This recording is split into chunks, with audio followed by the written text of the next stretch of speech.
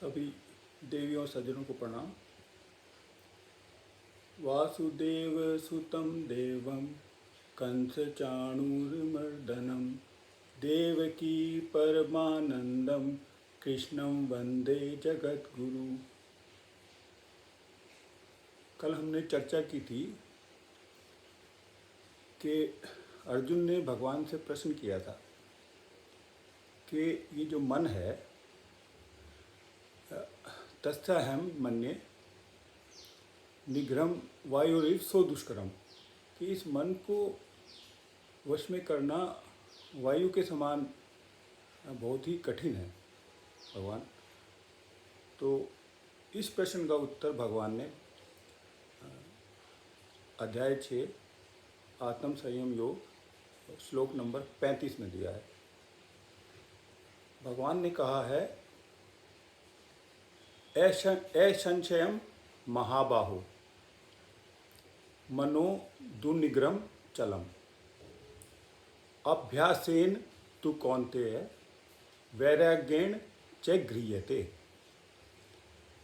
भगवान ने पहली बार गीता में एक बात को माना है, अर्जुन की बात को, कि असंशयम निसंदेह महाबाहो, ये जो मन है चलायमान है, चलम है, इसको निग्रह करना दुर्निग्रह है, बहुत कठिन है।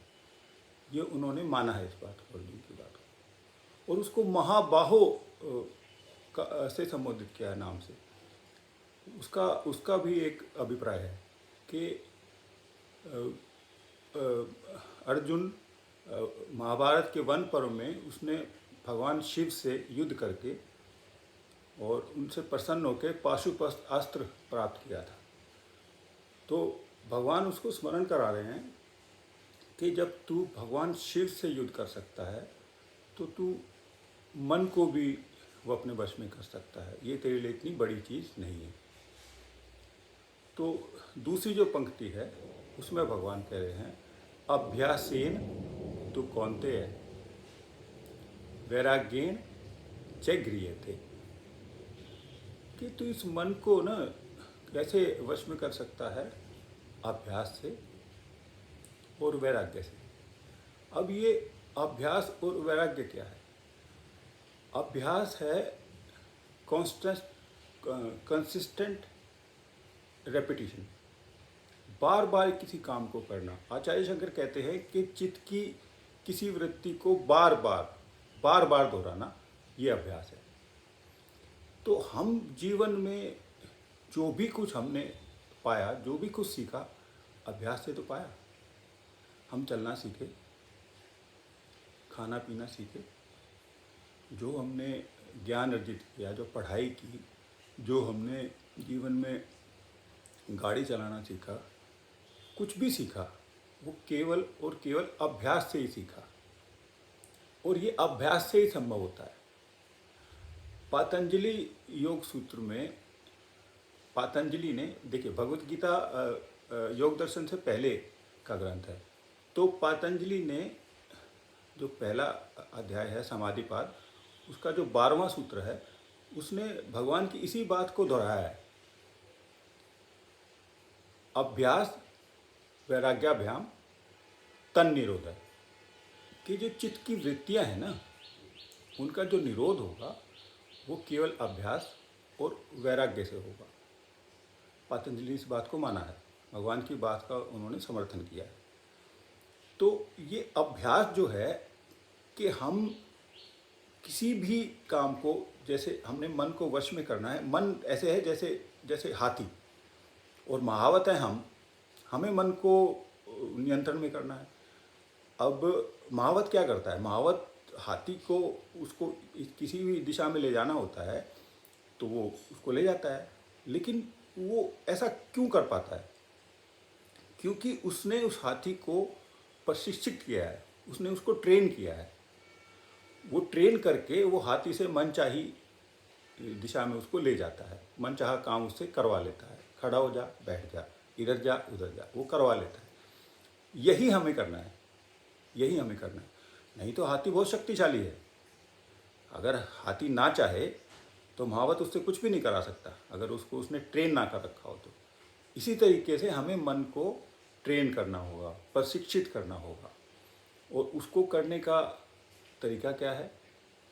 बार बार बार बार किसी भी कार्य में मन को लगाना। जैसे कोई मंत्र जप है या कोई ध्यान करना है, लेकिन वो फिर लगातार बार बार करोगे किसी काम को। कोई आपने सैर करनी है, फिर वो आप उसको एक ही टाइम पे बार बार करोगे तो उससे मन आपका धीरे धीरे धीरे धीरे वश में होना शुरू हो जाएगा। और वैराग्य क्या है? वैराग्य है कि आसक्ति रहित होना, डिटैचमेंट।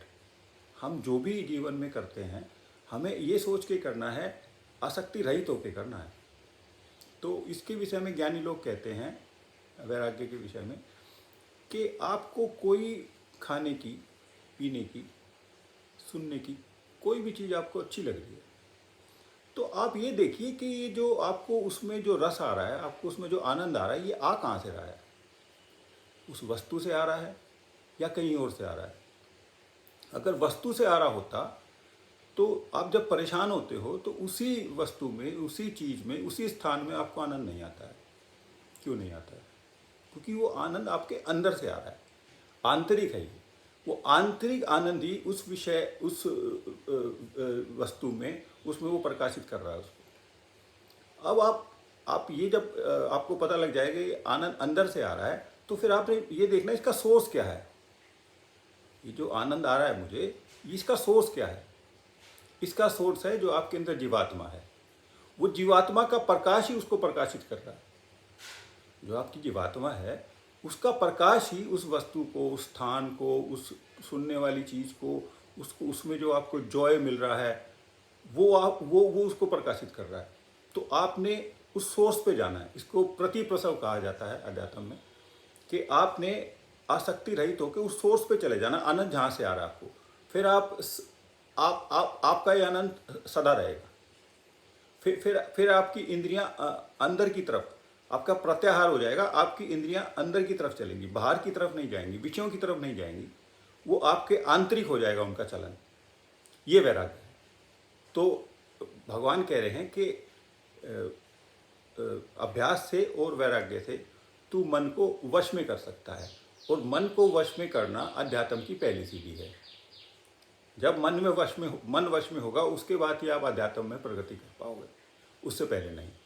चलिए आज के लिए।